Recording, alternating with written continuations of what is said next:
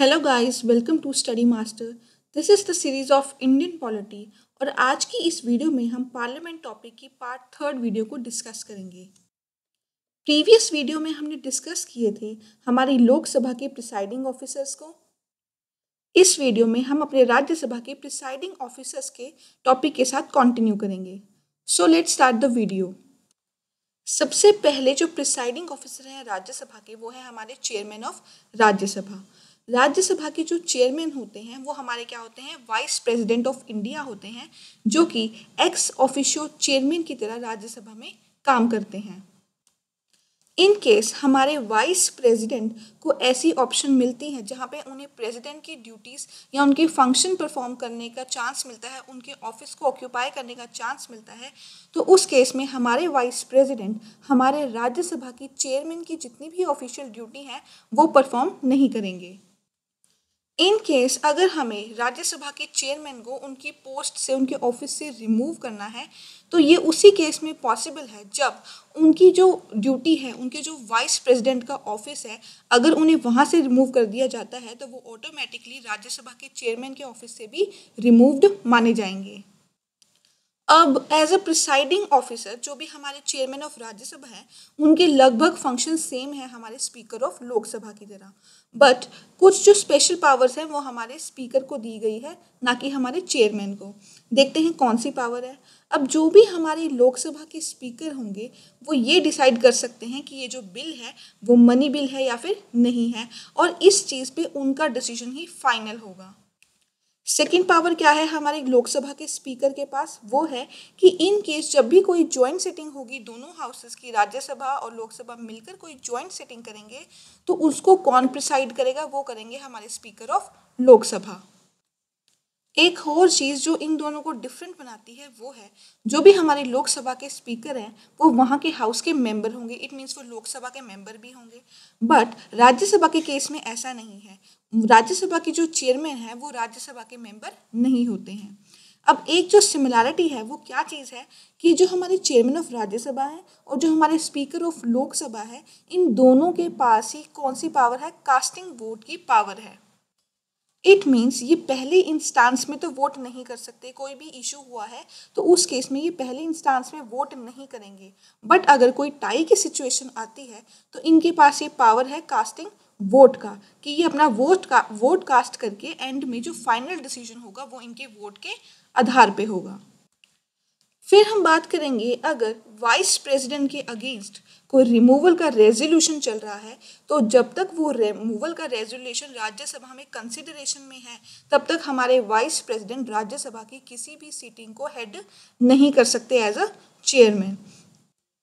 वो as a क्या है, वाइस प्रेसिडेंट वहाँ पे प्रेजेंट हो सकते हैं, उस हाउस में बोल सकते हैं, उसकी प्रोसीडिंग्स में पार्ट ले सकते हैं, बट ना तो वो वहाँ पे वोट कर सकते हैं, ना वो वहाँ पे एज अ चेयरमैन उस सीटिंग को प्रिसाइड कर सकते हैं। बट हमने लोकसभा के केस में देखा था, वहाँ पे क्या होता है, अगर ऐसा रिमूवल का रेजोल्यूशन पास हो रहा है स्पीकर के अगेंस्ट, तो उसके पास क्या है, फर्स्ट इंस्टांस में वोट करने की पावर हो जाती है। नेक्स्ट हमारे प्रिसाइडिंग ऑफिसर हैं डिप्टी चेयरमैन ऑफ राज्यसभा। अब डिप्टी चेयरमैन कैसे इलेक्ट किए जाते हैं, जो भी राज्यसभा है वो अपने ही मेंबर्स में से एक डिप्टी चेयरमैन को सिलेक्ट कर लेती है।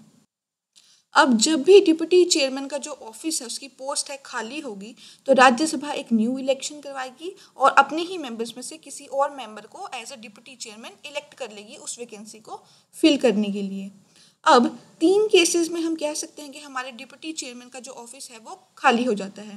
पहला क्या, कि अगर उस मेंबर की जो राज्यसभा की मेंबरशिप है उसको वहाँ का मेंबर मानने से सीज कर दिया जाए, या फिर वो डिप्टी चेयरमैन खुद ही रेजिग्नेशन दे दे अपना चेयरमैन के पास, या फिर उस मेंबर के अगेंस्ट क्या हो रहा है, एक रेजोल्यूशन पास हो रहा है जहाँ पे उसको हटाए जाने की बात कर रहे हैं। ठीक है, राज्यसभा की जितनी भी मेजॉरिटी है सारे मेंबर्स की, वो एक रेजोल्यूशन लेके आती है किसको रिमूव करने के लिए, हमारे डिप्टी चेयरमैन को रिमूव करने के लिए। अभी जो रेजोल्यूशन है तभी मूव होगा, इससे पहले हमें क्या है, 14 दिन का जो है एडवांस नोटिस हमारे डिप्टी चेयरमैन को देना पड़ेगा, उसके बाद जाके हम इस रेजोल्यूशन को मूव कर सकते हैं। अब इन केस अगर हमारे चेयरमैन का ऑफिस वैकेंट हो जाता है या फिर हमारे vice president as a president उनकी ड्यूटीज़ को परफॉर्म कर रहे हैं, उस केस में भी हमारा क्या है, चेयरमैन का ऑफिस खाली है, तो उस केस में डेप्यूटी चेयरमैन चेयरमैन की ड्यूटीज़ को परफॉर्म करेंगे। इन केस अगर चेयरमैन हाउस की सीटिंग से एब्सेंट है, उस केस में भी डेप्यूटी चेयरमैन हमारे चेयरमैन की पोजीशन को फिल करेंगे और उनको वो सारी पावर्स दी जाएगी जो as a chairman of Rajya Sabha को दी जाती है। फिर बोला गया है जो हमारे डिप्टी चेयरमैन की पोस्ट है वो हमारे चेयरमैन से कोई सबॉर्डिनेट नहीं है, इट मीन्स वो चेयरमैन के नीचे नहीं है, बट हम ये कह सकते हैं कि जो डिप्टी चेयरमैन है वो डायरेक्टली रिस्पॉन्सिबल है किसको, राज्यसभा को।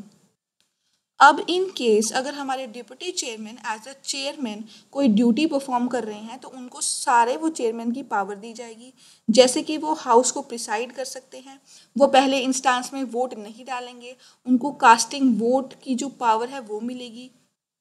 और दूसरे केस में क्या, अगर चेयरमैन राज्यसभा की किसी भी सिटिंग को प्रिसाइड कर रहे हैं तो उस केस में जो भी डेप्यूटी चेयरमैन होगा वो एक ऑर्डिनरी मेंबर की तरह उस हाउस में क्या है, अपना काम करेगा। वो उस हाउस में स्पीक कर सकता है, उनकी प्रोसीडिंग्स में पार्टिसिपेट कर सकता है, किसी भी क्वेश्चन पे वोटिंग डाल सकता है एक ऑर्डिनरी मेंबर की तरह। फिर हम बात करेंगे panel of vice chairpersons of Rajya Sabha. अब इसके जितने भी रूल्स हैं वो कहाँ मेंशन किए गए हैं, हमारे कॉन्स्टिट्यूशन में मेंशन नहीं है, बट ये मेंशन है रूल्स ऑफ राज्यसभा में। उसमें वो बात कर रहे हैं कि चेयरमैन एक पैनल बनाएगा, पैनल ऑफ वाइस चेयरपर्सन का, अपने ही राज्यसभा के मेंबर्स में से ये पैनल बनाया जाएगा और इसी में से वो एक मेंबर को क्या है, नॉमिनेट करेगा। इन केस अगर हमारे चेयरमैन एब्सेंट हैं, हमारे डिप्टी चेयरमैन भी एब्सेंट हैं, तो उस केस में इसी पैनल ऑफ वाइस चेयरपर्सन में से किसी एक मेंबर को ये कहा जा सकता है कि आप इस हाउस की जितनी भी मीटिंग्स हैं उसको क्या कीजिए, प्रिसाइड कीजिए, और उसको वो सारी पावर दी जाएगी जो एक चेयरमैन को दी जाती है। अब ये जो पर्सन है अपने ऑफिस को होल्ड करके रखेगा जब तक कि एक नया पैनल नहीं बन जाता है चेयरपर्सन का, जब तक नए वाइस चेयरपर्सन में से एक न्यू पैनल में से हम एक मेंबर को नॉमिनेट नहीं कर लेते, तब तक ये जो पुराना मेंबर है जिसको हमने एज अ चेयरमैन उसको पावर दी थी वो क्या है, उस ऑफिस को होल्ड करके रखेगा। फिर बोला गया है कि जो भी हमारा मेंबर है, जो भी हमने पैनल ऑफ वाइस चेयरपर्सन में से जिस मेंबर को सेलेक्ट किया है कि वो क्या कर रहा है, वहाँ पे हाउस को प्रिसाइड कर रहा है, किस केस में, अगर एब्सेंट है चेयरमैन या डिप्टी चेयरमैन एब्सेंट है तो ही वो प्रिसाइड कर सकता है। अगर उनकी पोस्ट खाली है, इट मीन्स अगर वैकेंट है पोस्ट, तो उस केस में जो हमारा वाइस चेयरपर्सन का जो पैनल है उसमें से मेंबर को सिलेक्ट किया है वो वहाँ की मीटिंग्स को या सिटिंग को प्रिसाइड नहीं कर सकता।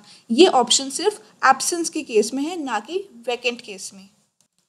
उस केस में क्या होगा, अगर हमारे चेयरमैन और डेप्यूटी चेयरमैन की पोजीशन वैकेंट पड़ी है तो जो हमारे प्रेसिडेंट है वो किसी मेंबर ऑफ हाउस को ये क्या है, ड्यूटीज़ परफॉर्म करने के लिए कह सकते हैं। जिस भी मेंबर को वो अपॉइंट करेंगे एज अ चेयरमैन, वो वहाँ का राज्यसभा का चेयरपर्सन अनाउंस कर दिया जाएगा और उसके पास वो सारी पावर होगी जो एक राज्यसभा के चेयरपर्सन के पास होती है। नेक्स्ट टॉपिक है हमारा लीडर्स इन पार्लियामेंट। सबसे पहले हम बात करेंगे लीडर ऑफ द हाउस की। ये कहाँ पे मेंशन है, ये है मेंशन हमारा रूल्स ऑफ लोकसभा में। इसके अकॉर्डिंगली कहा गया है कि हमारा लीडर ऑफ हाउस कौन होगा, मीन्स हमारे प्राइम मिनिस्टर। जो भी हमारे council of minister general election के द्वारा इलेक्ट होके आए हैं उनका जो हेड है वो कौन होंगे, हमारे प्राइम मिनिस्टर। तो वो हमारे लोकसभा के क्या है, लीडर माने जाएंगे और वो लोकसभा के मेंबर भी होते हैं।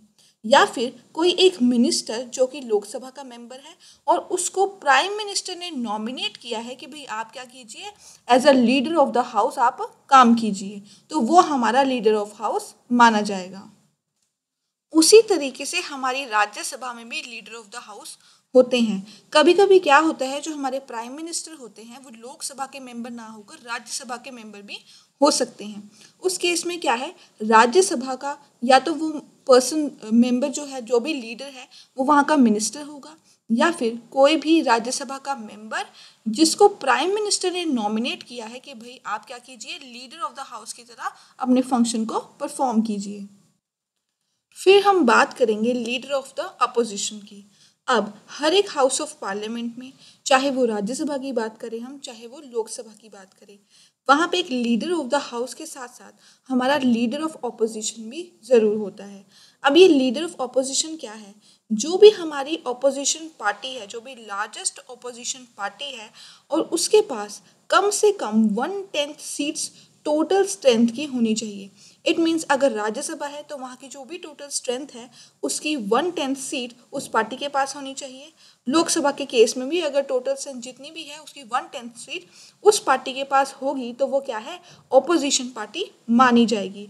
और उसका उस पार्टी का जो भी लीडर होगा वो हमारा क्या होगा, leader of opposition of that house. अब इस ऑपोजिशन लीडर का मेन काम क्या है? मेन काम ये है कि वो एक कंस्ट्रक्टिव क्रिटिसिज्म प्रोवाइड कर रहा है कि जो भी हमारी गवर्नमेंट की पॉलिसीज़ है, ठीक है, उसके रिगार्डिंग जो भी वो काम कर रहे हैं वो उसके ऊपर एक चेक रखता है, एक बैलेंस रखता है कि वो काम उन्होंने सही किया है कि नहीं किया है। अब जो भी हमारा लीडर ऑफ ऑपोजिशन होगा लोकसभा में या राज्यसभा में, वो क्या प्रोवाइड कर रहा है, एक तरह की ऑल्टरनेट गवर्नमेंट को प्रोवाइड कर रहा है। इन केस जो भी पार्टी मेजॉरिटी से लोकसभा में जीतकर आई है, अगर उनकी मेजॉरिटी ख़त्म हो जाती है, वो सरकार गिर जाती है, तो ऑल्टरनेट केस में जो भी ऑपोजिशन लार्जेस्ट ऑपोजिशन पार्टी होगी उनको सरकार बनाने का एक चांस दिया जाता है। अब जो ये कंसेप्ट था लीडर ऑफ ऑपोजिशन का, वो हमने कब रिकॉग्नाइज किया था हमारी कंट्री में? 1977 में। अब ये जो लीडर ऑफ ऑपोजिशन है उसको सैलरी, अलाउंस और जो भी दूसरी फैसिलिटीज़ हैं वो एक कैबिनेट मिनिस्टर के सिमिलर ही मिलती है। जैसे कैबिनेट मिनिस्टर को जितनी प्रिविलेज मिलती है उतनी ही हमारी लीडर ऑफ ऑपोजिशन को भी मिलती है। एक ऑफिशियल लीडर ऑफ ऑपोजिशन को हमने कब रिकॉग्नाइज किया था? वो हमने किया था 1969 में।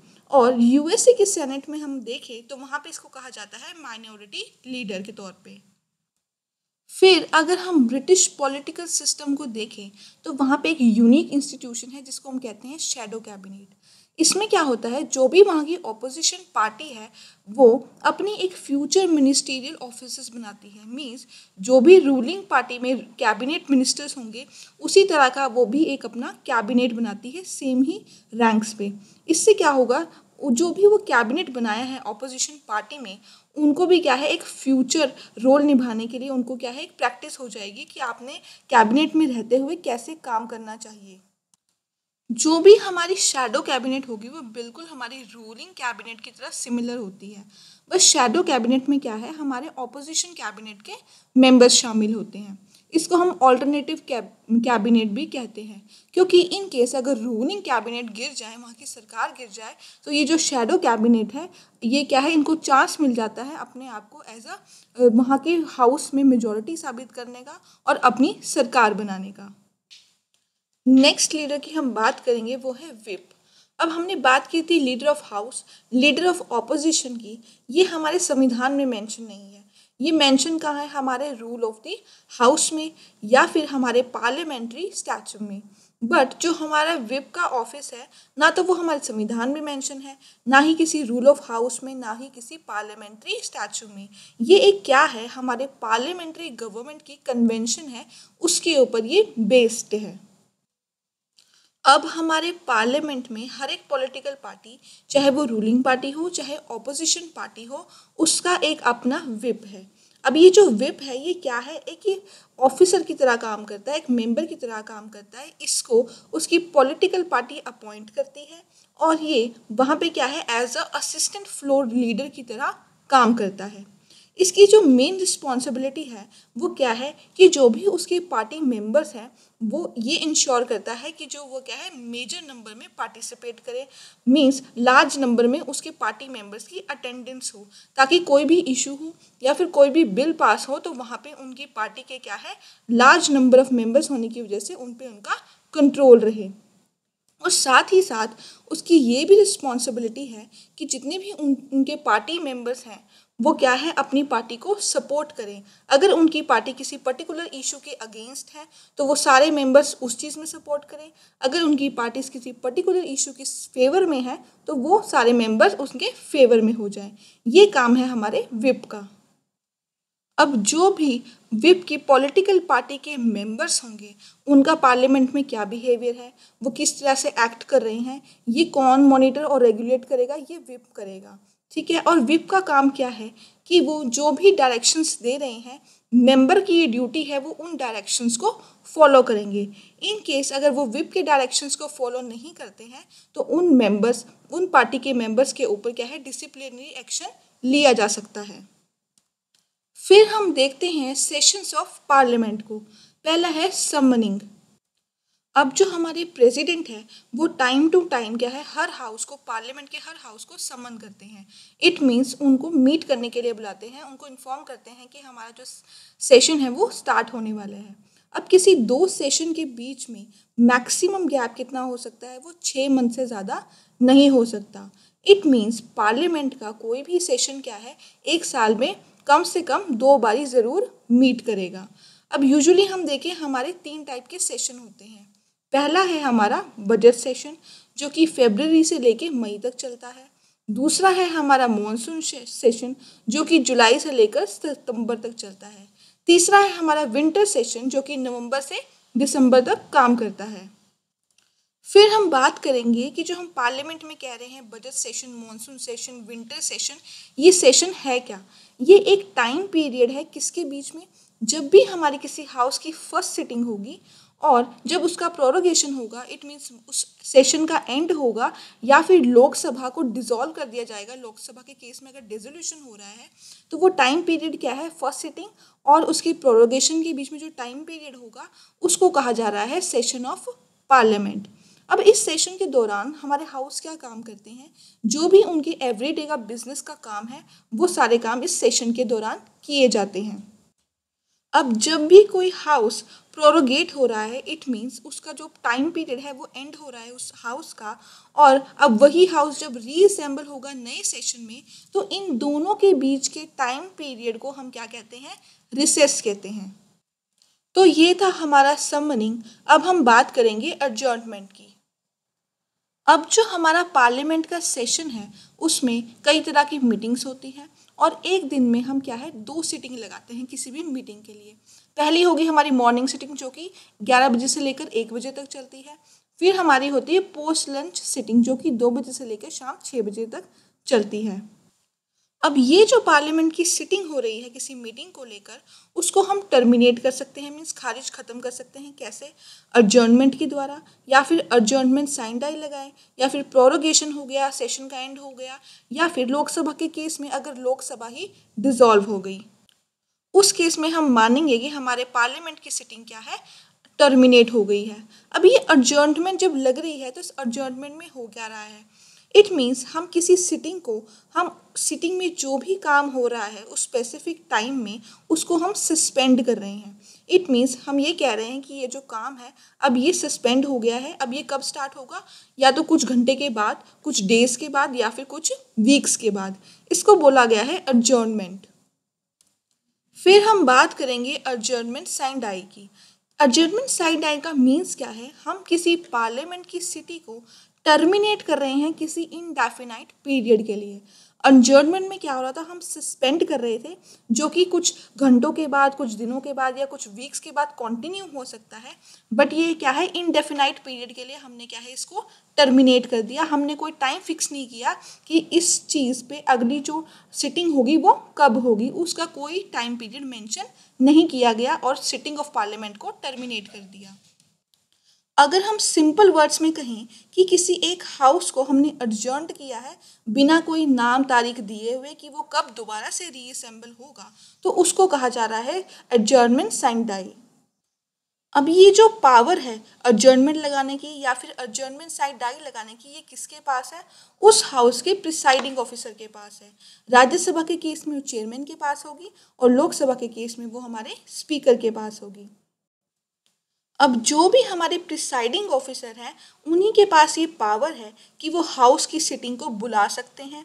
जो भी एडजर्नमेंट के केस में कोई भी डेट, कोई भी दिन या भी कोई भी टाइम डिसाइड हुआ है, उस टाइम से पहले ही वो कह सकते हैं उस हाउस को कि भाई आप आइए सिटिंग कीजिए, इस टॉपिक पे जो भी मीटिंग थी उसको कंटिन्यू कीजिए।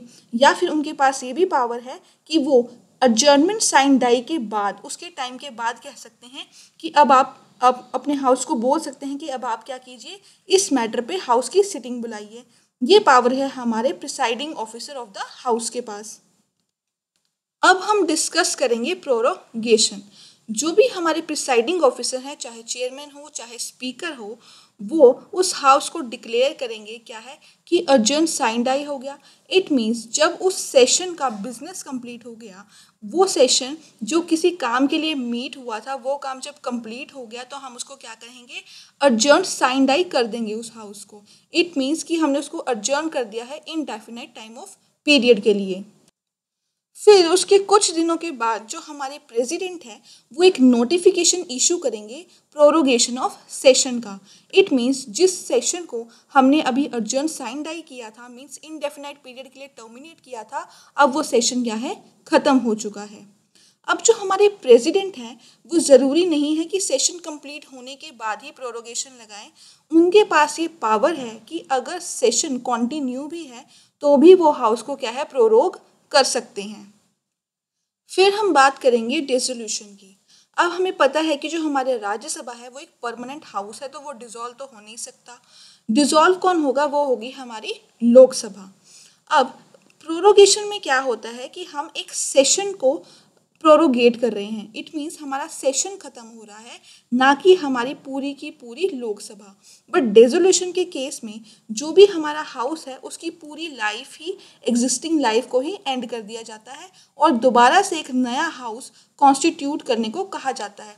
इट मीन्स दोबारा से जनरल इलेक्शंस होंगे और दोबारा से नई लोकसभा इलेक्ट होकर आएगी। वो होता है हमारा डिसोल्यूशन। अब हमारी लोकसभा भी दो तरीके से डिसॉल्व हो सकती है। पहली है ऑटोमेटिक डिसोल्यूशन। इट मीन्स जो भी लोकसभा का टेन्योर है 5 ईयर्स का, वो क्या है, कंप्लीट हो गया है, या फिर 5 ईयर्स के बाद अगर उसको नेशनल इमरजेंसी की सिचुएशन में कुछ एक्सटेंशन मिला है तो वो भी अगर एक्सपायर हो गया है तो उस केस में वो ऑटोमेटिकली डिसॉल्व हो जाएगी। दूसरा केस है जब हमारे प्रेसिडेंट ये डिसीजन लेते हैं कि उन्हें लोकसभा को डिसॉल्व करना है। अगर उनको ऐसी ऑथराइजेशन है, इट मीन्स अगर प्राइम मिनिस्टर ने उनको एडवाइस दी है कि आप हाउस को डिसॉल्व कर दीजिए, तो प्रेसिडेंट अपने डिसीजन पे उसको डिसॉल्व कर सकते हैं। और अगर एक बारी लोकसभा डिसॉल्व हो गई अपने नॉर्मल टेन्योर के कंप्लीशन से ही पहले, तो उस डिसोल्यूशन को आप वापस नहीं ले सकते, वो इर्रिवोकेबल है।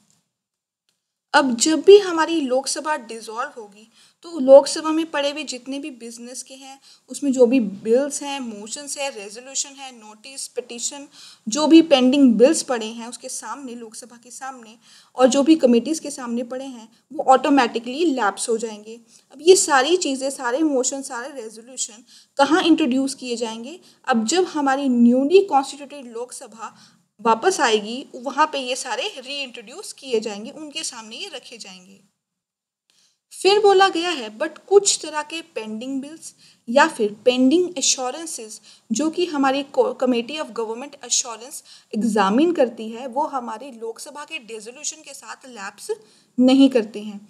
हमारी पेंडिंग बिल्स तो ठीक है, पेंडिंग इंश्योरेंसेस क्या चीज़ है, इट मीन्स जो उस टाइम की सरकार थी, वहाँ की जो लोकसभा थी, उनके लीडर ने कुछ अश्योरेंस दी थी कि हमारे पास जो भी फंड्स हैं, हम इन फंड्स को इस तरीके से यूज़ करेंगे या इन फंड्स का इतना रिटर्न होगा।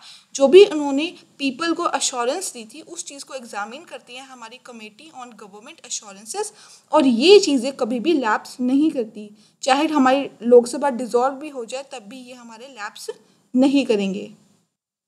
फिर हम बात करते हैं कि हमारे कौन कौन से बिल लैप्स होंगे और कौन से नहीं होंगे। ऐसा कोई भी बिल जो कि लोकसभा के सामने पेंडिंग पड़ा है वो क्या है, लैप्स हो जाएगा, चाहे वो लोकसभा में ओरिजिनेट हुआ है या फिर उसको राज्यसभा में ट्रांसमिट कर दिया गया है, पर वो अब लैप्स हो जाएगा। अब कोई भी बिल जो कि लोकसभा ने तो पास कर दिया बट राज्यसभा में अभी भी पेंडिंग पड़ा है, तो उस केस में वो भी लैप्स माना जाएगा।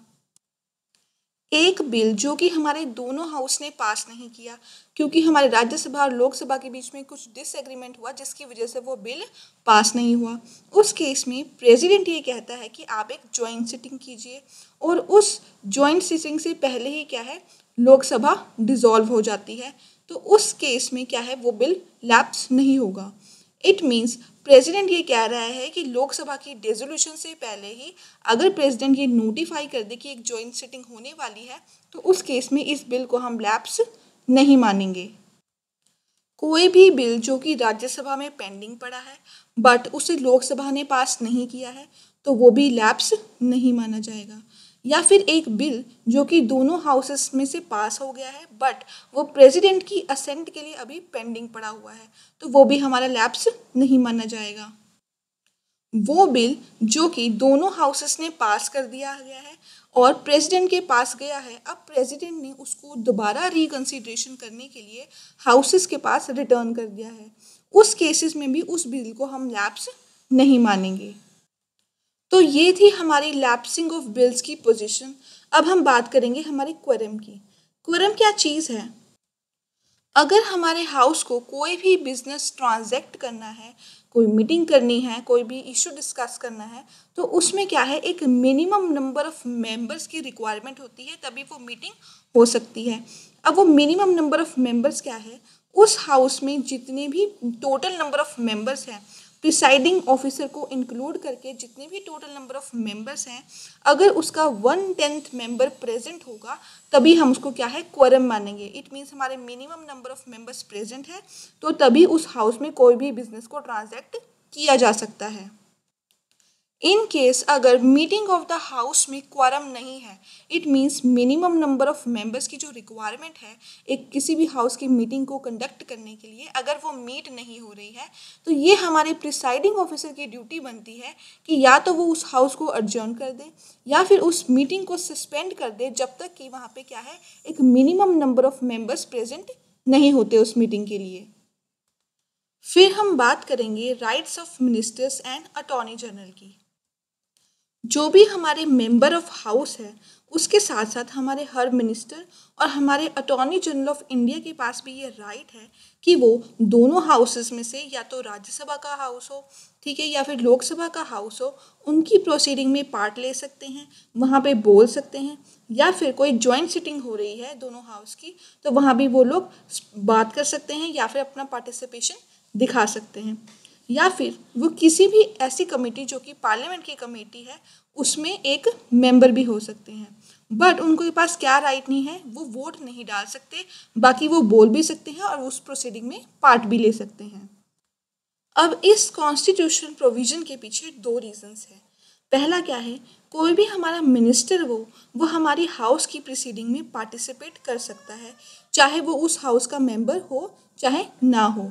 इन सिंपल वर्ड्स में हम ये कह सकते हैं, अगर कोई मिनिस्टर लोकसभा को बिलोंग करता है तो वो हमारे राज्यसभा की प्रोसीडिंग में पार्ट ले सकता है, या फिर कोई मिनिस्टर राज्यसभा को बिलोंग करता है तो वो हमारी लोकसभा की प्रोसीडिंग में पार्टिसिपेट कर सकता है।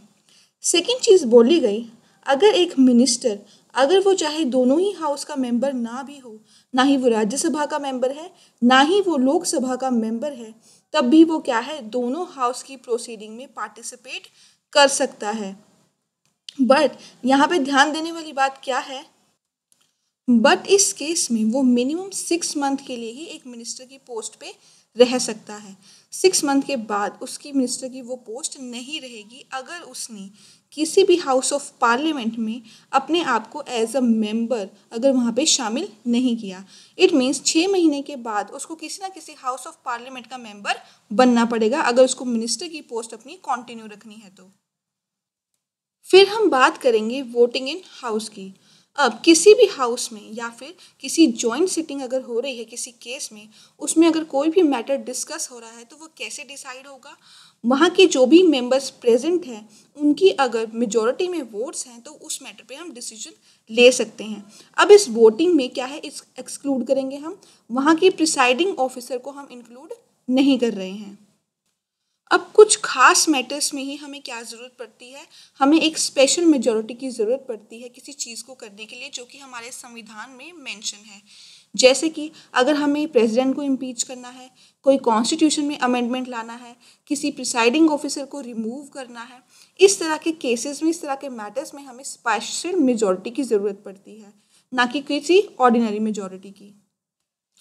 इफ़ इन केस अगर उस हाउस की प्रोसीडिंग में कोई अनऑथराइज्ड वोट डाल देता है या फिर कोई अनऑथराइज्ड पर्सन पार्टिसिपेट कर रहा है या फिर कोई मेंबर की सीट जो है खाली पड़ी हुई है, उस केस में हम ये नहीं कह सकते कि उस हाउस की प्रोसीडिंग क्या है, इनवैलिड है। हाउस की प्रोसीडिंग हमेशा ही वैलिड रहेगी, चाहे कोई अनऑथराइज्ड वोटिंग डाले, कोई अनऑथराइज्ड पार्टिसिपेशन हो या फिर किसी मेंबर्स की क्या है, सीट वैकेंट पड़ी हुई है। फिर अगर हम वोटिंग प्रोसीजर की बात करें तो पहले किसी भी हाउस में किसी मैटर को लेकर एक क्या होगा, एक डिबेट होगा। अब उसकी कंक्लूजन में पहुंचने के लिए फिर क्या होगा, हमारे स्पीकर एक क्वेश्चन पुट करेंगे, कहेंगे कि जितने भी मेंबर्स इस डिबेट के फेवर में हैं या फिर इस चीज़ के फेवर में है वो आए बोले, और जो भी इस मोशन के अगेंस्ट में है वो नो कहे। फिर जो हमारे स्पीकर हैं अपनी ओपिनियन के अकॉर्डिंगली, अपनी जजमेंट के अकॉर्डिंगली ये डिसाइड करेंगे कि आइज ज़्यादा हैं या फिर नोज ज़्यादा हैं। अगर नोज ज़्यादा होए तो वो कहेंगे I think noes have it. अगर आइज इट मीन्स जो लोग उसके फेवर में हैं वो ज़्यादा होए तो हमारे स्पीकर बोलेंगे I think the eyes have it. अब ये जो भी डिसीजन है स्पीकर ने अपनी जजमेंट के अकॉर्डिंग लिया है। अब इस चीज़ को क्या हम चैलेंज कर सकते हैं? बिल्कुल हम इस चीज़ को चैलेंज कर सकते हैं। अगर स्पीकर की इस फैसले को, उसकी इस जजमेंट को चैलेंज किया गया तो अब ये जो वोटिंग होगी कैसे होगी? ये एक रिकॉर्डर के द्वारा होगी। इट मीन्स हम सबको एक ऑटोमेटिक वोट रिकॉर्डर देंगे या फिर हम ये कह सकते हैं उनको एक स्लिप्स देंगे जिसके ऊपर वो आए या फिर नो लिखेंगे और बाद में उन मेंबर्स की काउंटिंग की जाएगी। इन केस स्पीकर को ये लगता है कि जो भी ये डिमांड हुई है या फिर ये चैलेंज किया गया है डिसीजन वो अननेसेसरली है, इट मीन्स वो जानबूझकर किया गया है, तो उस केस में स्पीकर ये मेंबर्स को कह सकते हैं कि आप अपनी अपनी जगह पे खड़े हो जाइए। जो भी इस चीज़ के फेवर में है, इट मीन्स जो भी आए हैं वो अपनी अपनी जगह पे खड़े हो जाएं, और जो भी इस मैटर के अगेंस्ट हैं वो अपनी अपनी जगह पे खड़े हो जाएं। वो इस तरीके से वो उनके मेंबर्स को काउंट करके स्पीकर अपना डिसीजन ले सकते हैं। तो ये तो था हमारा वोटिंग इन हाउस का प्रोसीजर। अब हम बात करेंगे लैंग्वेज इन पार्लियामेंट की।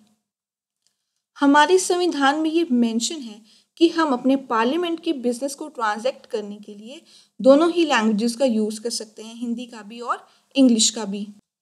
हालांकि प्रिसाइडिंग ऑफिसर के पास ये पावर है कि वो किसी भी मेंबर को ये परमिशन दे सकता है कि वो इस हाउस को अपनी मदर टंग में एड्रेस कर सकते हैं। हालांकि जो हमारी इंग्लिश लैंग्वेज है उसको as a floor language discontinue कर दिया था कि जो भी हमारे कमेंसमेंट ऑफ कॉन्स्टिट्यूशन है उसके 15 साल के बाद हमारी इंग्लिश लैंग्वेज को क्या है, डिसकंटिन्यू कर दिया जाएगा। बट जो हमारा ऑफिशियल लैंग्वेज एक्ट 1963 है उसने ये अलाउ किया कि आप हिंदी के साथ साथ इंग्लिश को भी यूज़ कर सकते हैं एज अ फ्लोर लैंग्वेज। फिर हम बात करेंगे लेम डक सेशन की। अब ये कौन सा सेशन है? जो भी हमारी एग्जिस्टिंग लोकसभा का लास्ट सेशन होगा, इट मीन्स नई लोकसभा आने के पहले जो भी एग्जिस्टिंग लोकसभा का लास्ट सेशन होगा, ठीक है, उसको बोलेंगे हम लेम डक सेशन। अब इसमें क्या है, इस एग्जिस्टिंग लोकसभा में जितने भी मेंबर्स जो कि नई लोकसभा के लिए इलेक्ट नहीं हो पाए हैं, उनको दोबारा री इलेक्टेड नहीं किया गया है, उन मेंबर्स को नाम दिया गया है क्या है, लेम डक्स का। तो इस वीडियो में हमने डिस्कस किया हमारे प्रिसाइडिंग ऑफिसर्स ऑफ राज्यसभा, हमारे लीडर्स इन पार्लियामेंट और हमारे सेशंस ऑफ पार्लियामेंट को। नेक्स्ट वीडियो में हम बात करेंगे डिवाइसेस ऑफ पार्लियामेंट्री प्रोसीडिंग्स की, और उसमें देखेंगे कितनी तरह के हमारे मोशंस हैं। Till then stay connected with study master. Thank you.